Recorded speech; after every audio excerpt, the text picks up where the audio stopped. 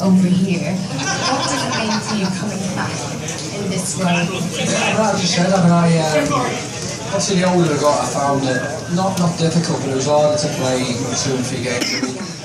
And I come over here and played 1 game a week, stayed injury free, so I never treated it like a holiday, but getting up every morning, putting flip-flops on and shorts and t-shirts on, it felt like a holiday, and I was just so relaxed over here. I actually thought I'd done alright, to be honest, as well, but I've got many friends over here now, so I'll definitely come back. We loved having you over here, Robbie. We're going to open it up to the floor now. So Steve, who is the manager of the Imperial, is out with a microphone. Now I know you've done breakfast radio, so you've been grilled all day. This is the biggest grilling you're going to get all day. With the supporters, they're the best thing, man. Well close. Amazing. Okay, Steve, where are you? I'm stuck in the middle over here somewhere.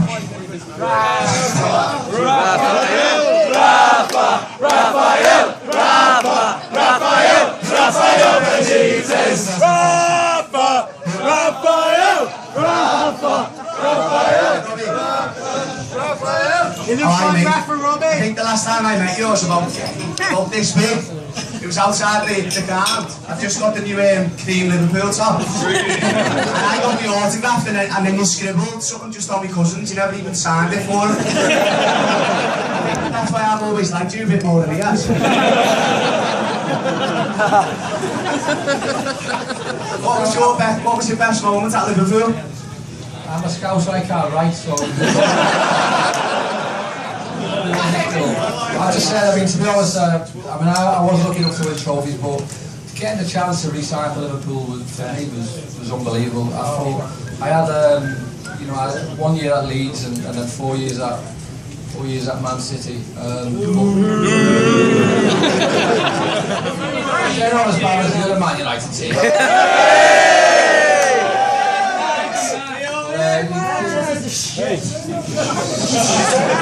I can't say that. Re-signing for Liverpool, I mean, far outweighs anything I've ever done as an individual. Lucky enough to score goals, win trophies, but getting that goal and making my way up to Anfield to sign that contract was every bit as good as I imagined. Did Rafa call you? Well, mate, yeah. Steve, where are you then? Just here.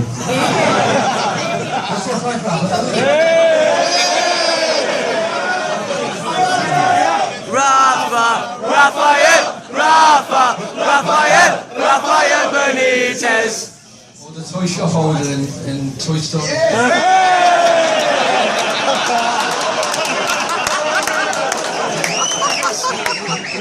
Some guys just said I was a love child with Tony Soprano and Peter Griffin. I'll stick with Rafa. Thanks. I remember seeing you in, I think, England under 17 when you were European Championship. Yeah.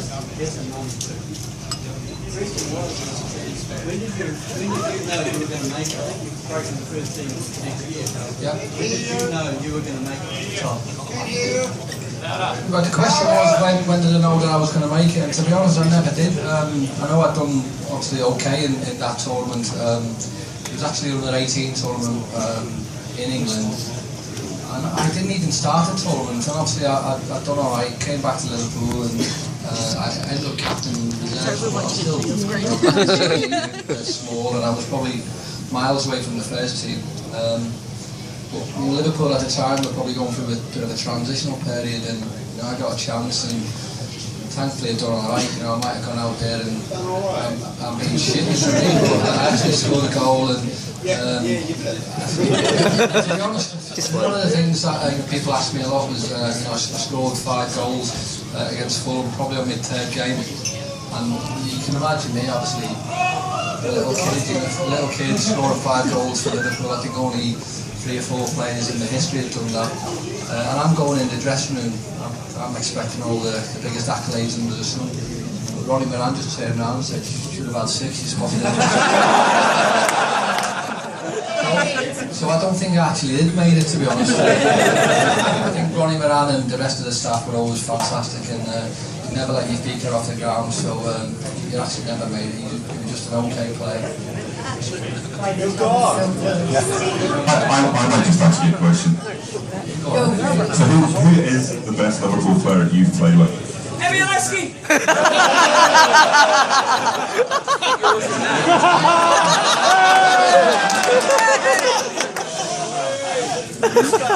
You know what, I mean, it's such an hard question.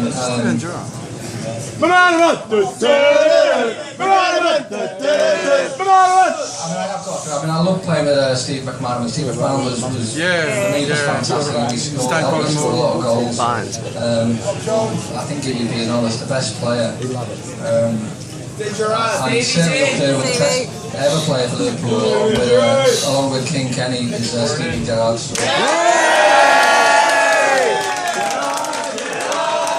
Impossible 40 yards, his ring and his fucking hard.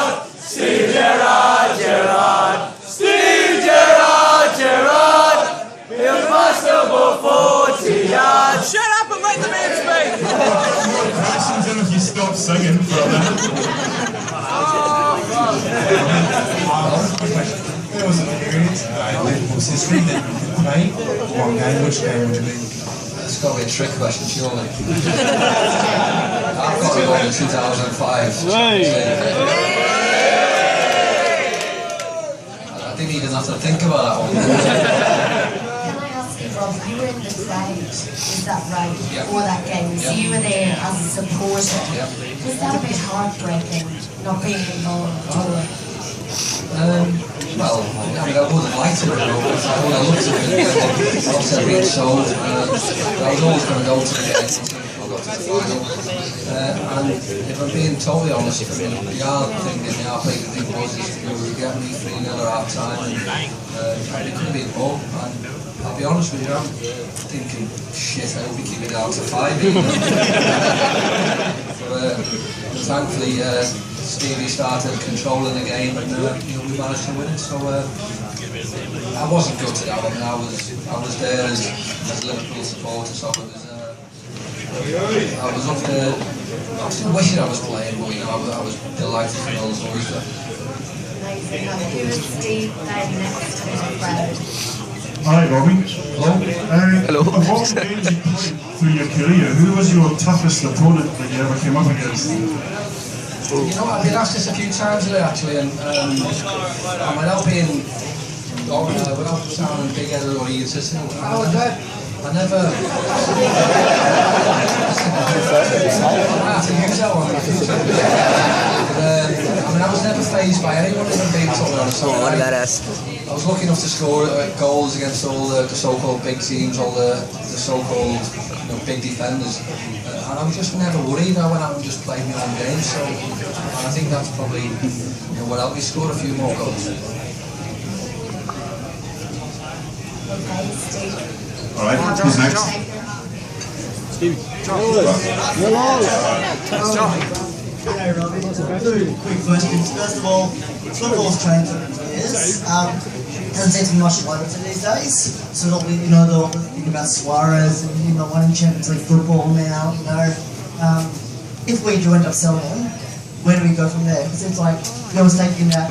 All those obvious questions have to come. I know, right? I think if any player wants to leave the club, then it's obviously his decision. I don't think Louis.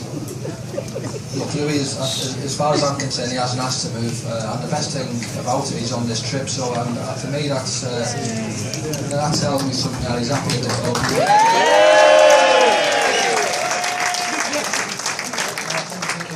And the support and the loyalty he had from not only the club but all the fans. I think he needs to give something back, and hopefully, I can understand why all the top teams in the world want to sign him, because he is a world-class player. So any team with Luis Suarez is a great team, and better forward at look, as far as I'm concerned, he's going to be there next season, and I'll be delighted because he is an unbelievable player. I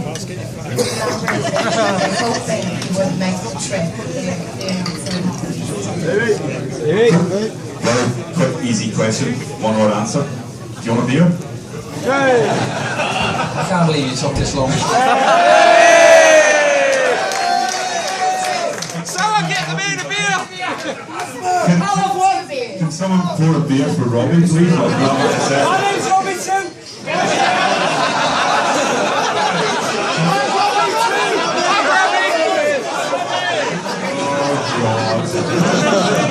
There goes my profits this year.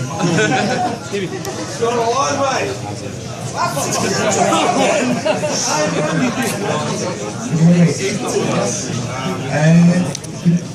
I know you've already talked about it, but when you did get the call to come back, I mean, what was it like? Who called you? Can you elaborate on that a bit? Yeah, I'll be honest with you, it was Rafa who called me. Quality. The real one. Yes, Sam. And obviously Rafa phoned me and said, would I like to go back to Liverpool? And, I mean, I think you all know Jimmy Savile over here. He asked me, would I go back to Liverpool? And I mean, that's like asking Jimmy Savile, does he like kids?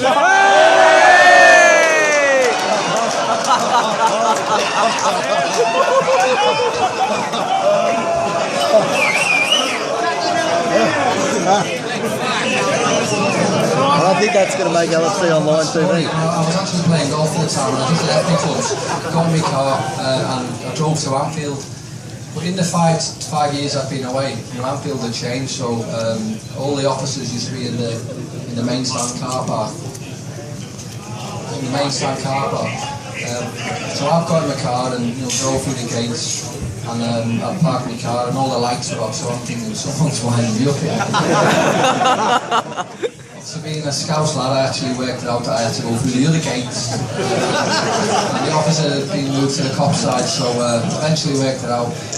Went up in Rick Parry's office, signed the contract, and come downstairs, and obviously not ashamed to admit it, but I did have a little screech in the back of the car. We're expecting the call, Robbie. Beer has arrived. I'm Irish, so I don't like beer. Another question here. Cheers, Robbie, lad! Cheers, Robbie. Skull.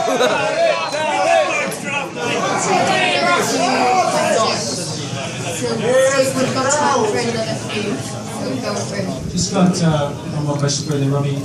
For anyone who was at the Anfield Rap last night with the very great Johnson, he spoke amazingly well about what it was like to be an Australian, to play for Liverpool.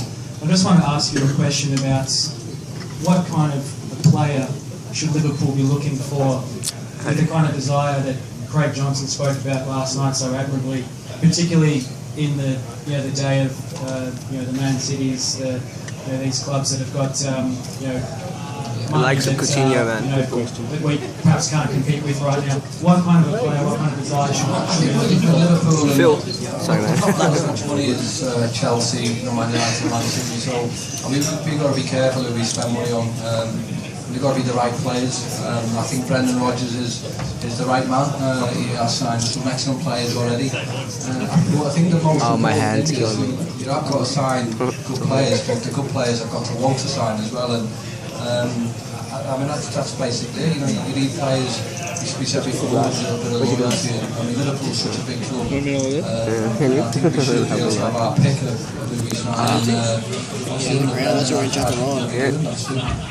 Lionel Messi! What's your favourite goal, Robbie? Robbie, favourite goal was, I think it'll probably start a little cheer actually. Any goal against Everton or Man United.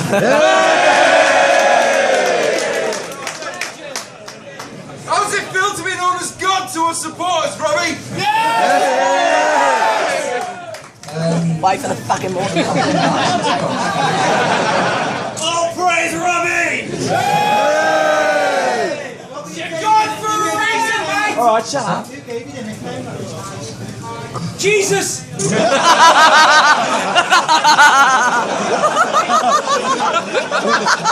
Come on, That was Right on. I don't even have to talk, you just keep talking.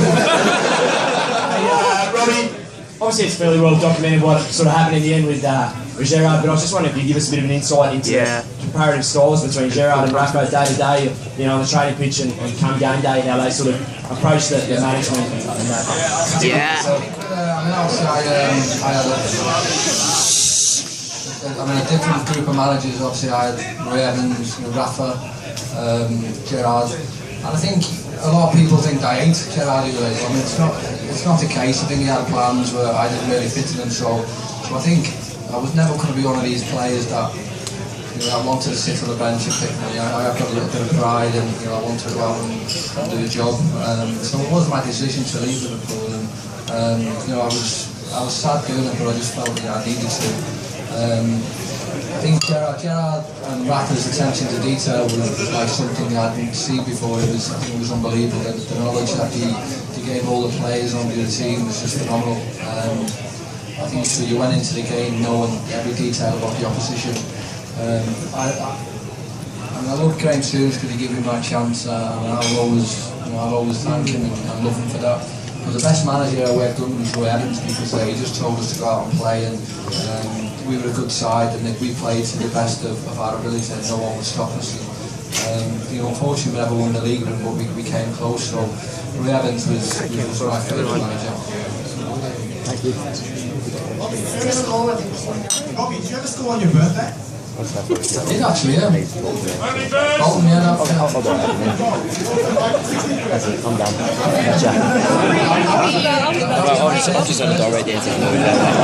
Oh, that's it. Robbie, whose idea was it to pay 20 million on Robbie Keane and not play him? Whose idea was it to pay 20 million on Robbie Keane and not play him? I'll be honest with you, I wouldn't have a clue I went there then, so I've been shipped out by then.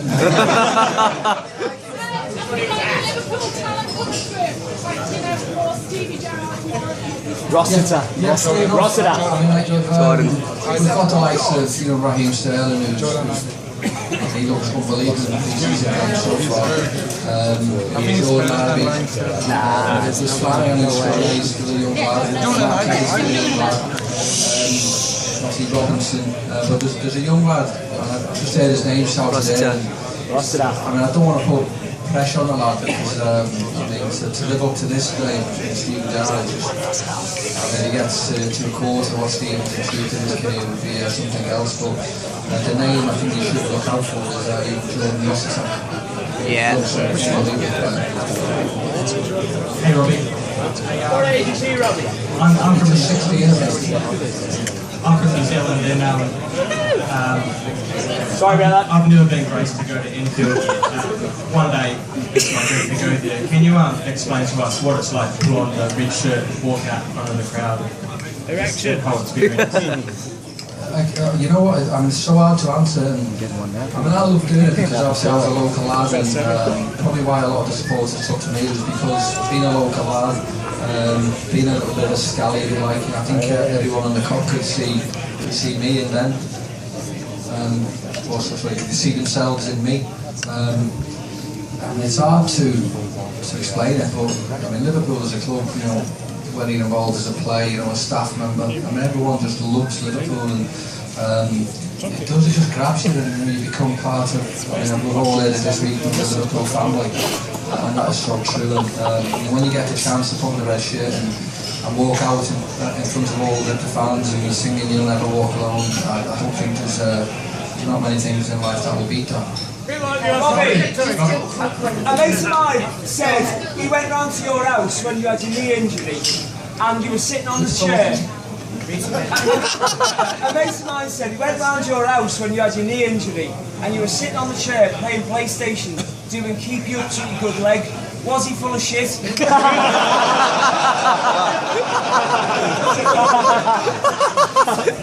I'll be honest with you, he's probably full of shit. The good leg was the one where he had my knee injury. It was the bad leg that I was doing to keep you up.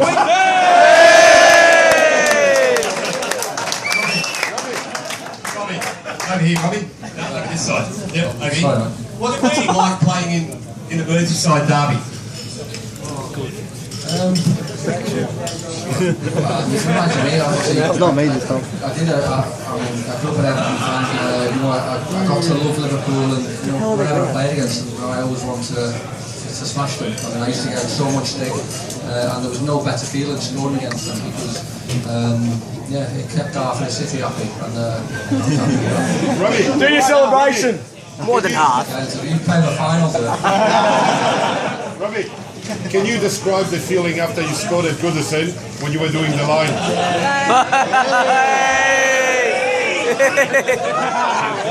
Are you sniffing the line?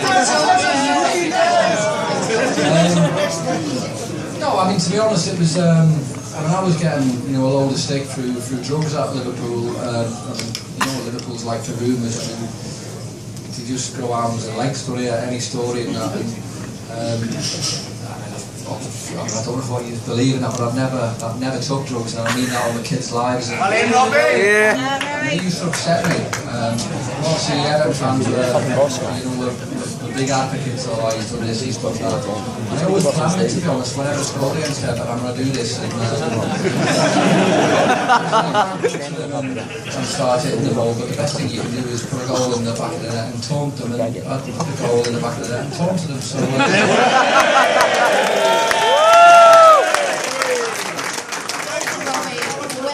finding you. God doesn't need drugs. At the time. Did you say I planned that? I was going to do that, and did you say it just happened? Oh no, I didn't say I just. Who cares? Fuck him! It was awesome! Before the game, just me and Rigobert song. Rigobert.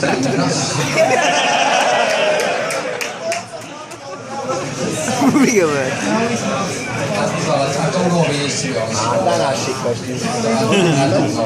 I don't know. Okay, and We've got something for you. got a present for you. Free beers. A free beer.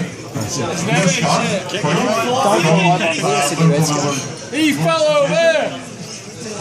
Turn it up, brother! Eugene Day's amazing!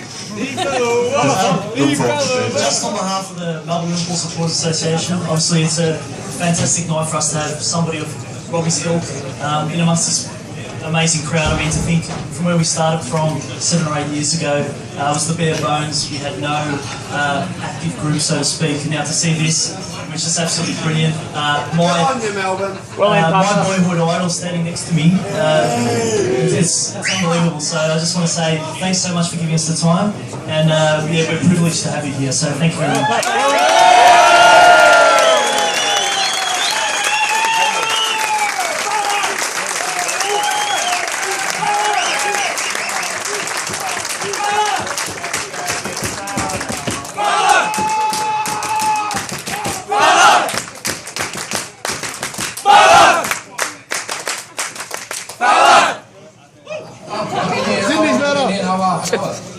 Half an hour to get Not your one breath. person has mentioned the Ashes.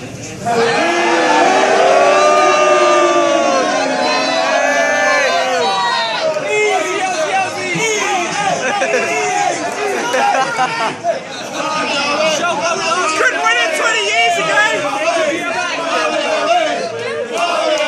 Oh, shut up. Get out, you cunt. Especially this far away from home, that the club were playing against the biggest threat they have had globally. How special is that? It just shows how big the club is. I think we as a football club, I mean, we're always grateful for support, and when you step off a plane and you see the amount of people who support Liverpool, regardless of wherever you are, it's just a phenomenal experience. 24 hours away from home, and we come here and we get the support, and obviously we thank you for your loyalty, and stick with us, and we will be back as champions.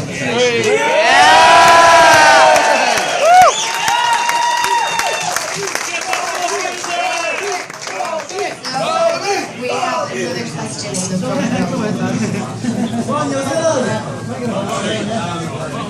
Glad you're here again in Australia. Growing up in your life and your footballing life, who would have been the biggest influence to you and why? question. You know what?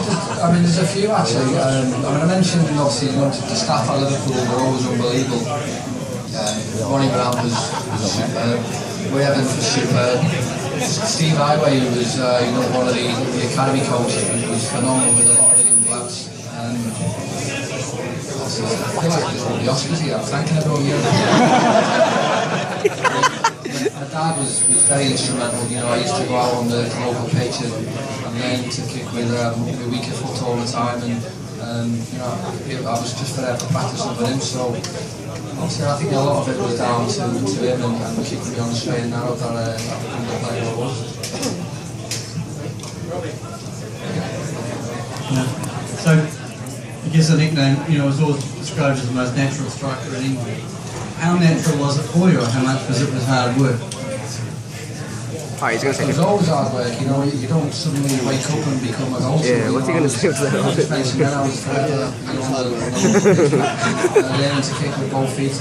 I always think when I was much younger, and the mates would all be standing on the street corners and doing all-nighters, I used to be home in bed, ready for the game on the Saturday and the Sunday, so it was a lot of hard work. It was never easy. In terms of being a natural goal scorer, I don't even know how to answer it. I mean, it's just too hard. Is it your timing's right? You've got an idea where the ball's going to land. It's just hard to answer. Look, I think being a footballer, you need a little bit of talent, but you need a lot of luck as well. And thankfully, I had a bit of talent, and I had a lot of luck as well. Robbie, was it overwhelming because you just burst onto the scene and it's not like it took you months to get that first goal, you were straight into it? Is that overwhelming when you're so young?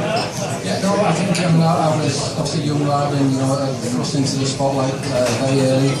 And obviously when I was younger, I found it very hard actually because I couldn't walk down anywhere, all the eyes were on me. And I used to get it sounds stupid because I'm on a stage now with all eyes on me, but I used to hate people looking at me. And I just got used to it. Shut up, you Did you have somebody at the time that really gave you advice, that really took you to one side and spoke to you about how to deal with it? Well, I think we mentioned about the Liverpool family, and it's a big part of everyone within the club. And there's one player who will be here pretty soon, and he was unbelievable for me. And you can imagine, a little snotty-nosed kid coming into the side, doing all right. This player might have thought I was coming in to take his place, but I obviously went on to United number 9, and for me, he was probably the best Liverpool goal scorer, the best goal scorer in the world, and he rushed for me was fantastic. He used to obviously tell me where to run, when to run, how to run. I mean, that sounds stupid, but it sounds easy, but it was, for me it was hard, but rushing made it easy for me. Fuck up or get out. One stat, you reached your 100th goal, if I'm correct, a game quicker than him. Does that come up over drinks often? Yes. No, we can talk about it because he's not here yet. You can say whatever you want. I'm just cracking that up. Look, for me, I mean, to get anywhere near him in the 100 goals was brilliant, but to do it in, I think it was one game quicker. I think that's the only thing I've ever beaten on, to be honest. But he's even got a slightly bigger nose to me as well. He's got a quicker hat-trick. And when I say slightly, I mean massively bigger. Robbie, who was the best player you ever played with? Already asked.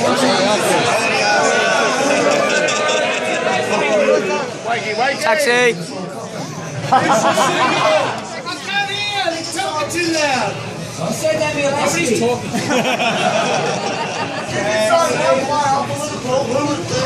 What's that? That's shit. That's shit.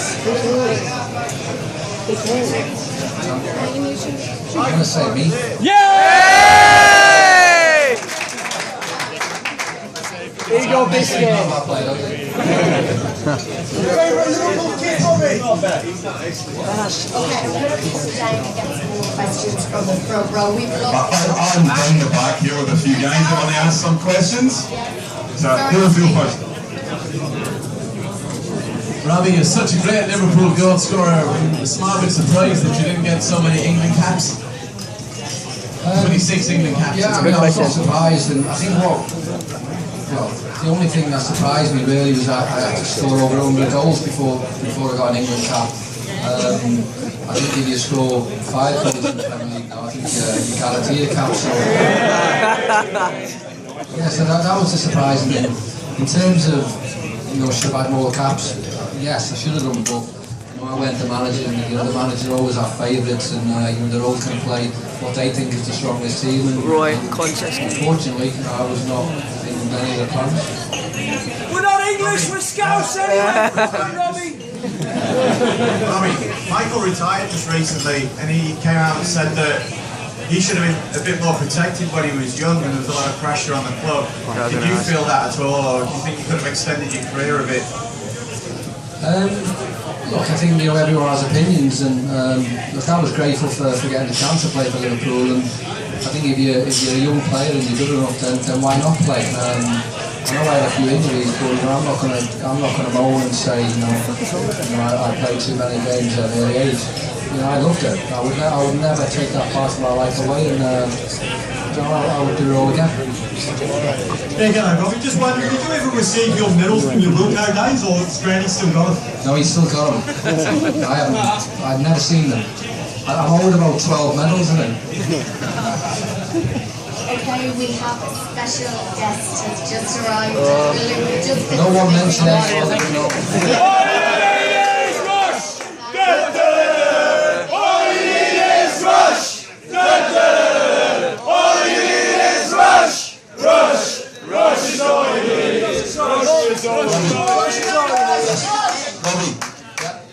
Robbie, you scored a hat-trick against Leicester many years ago, and you were in the cock and bottle that night on the ice seat. Some bird questioned you. Do you remember falling over the stool trying to get away from it? I was the fella that saved your bottle of Budweiser. To be honest, I don't remember it. It could have been any week that though. That Leicester game as well, I think I'm the only player in the history of football to get dropped after scoring 2 hat-tricks. I scored a 3 against Leicester. I was dropped the week after. The manager seemed to like me. And then the year, obviously, I signed for Man City, I scored 3 in a cup. I got dropped the week after that, so I've never done it again. So, have we any more statements? Hey, Robbie! Tell us about one of our best teams! Keep popping up. I bumped into Gareth Dell, Melbourne rugby player. Said, do you want to ask Robbie a question? Yes. Said, no, I'm just here for Robbie. Oh, really? Well, he is a Welshman. You didn't have to tell me, did you? He's bigger than me. So, we'll take a couple more and you get them more.